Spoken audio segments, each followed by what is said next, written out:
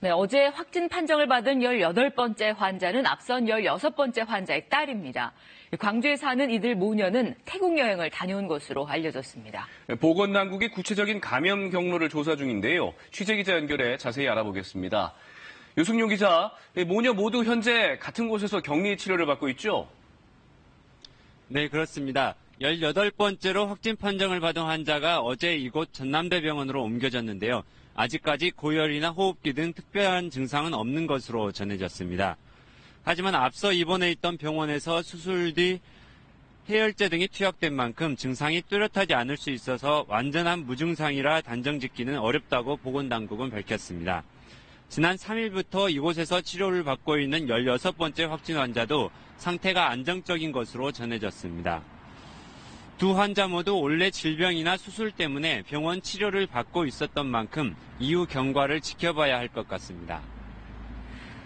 네, 어머니인 16번째 환자가 확진 판정을 받기 전에 접촉한 사람이 300명에 이른다고요.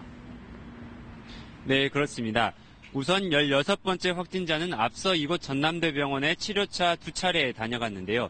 이때 접촉자가 19명으로 파악됐습니다.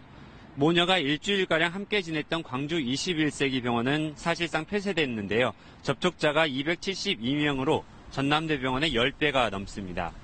확진자와 같은 3층에 머물렀던 환자 25명은 병원 내 1인실에 격리됐고요. 밀접 접촉 가능성이 상대적으로 낮은 환자들은 광주 소방학교 생활관으로 옮겨졌습니다. 접촉자 가운데 증상이 의심되지 않는 18명과 의료진 70명은 자가 격리를 받고 있습니다. 16번째 환자의 자녀가 다녔던 어린이집은 2주 동안 일시 폐쇄됐고요. 설 연휴 때 접촉한 사람이 근무하는 광주 우편집중국도 임시 폐쇄됐습니다. 또 환자 접촉 여부와는 별개로 복지관과 도서관, 일부 유치원 등이 운영을 2주가량 임시 중단하는 등 지역사회의 여파가 이어지고 있습니다. 지금까지 KBS 뉴스 유승용입니다.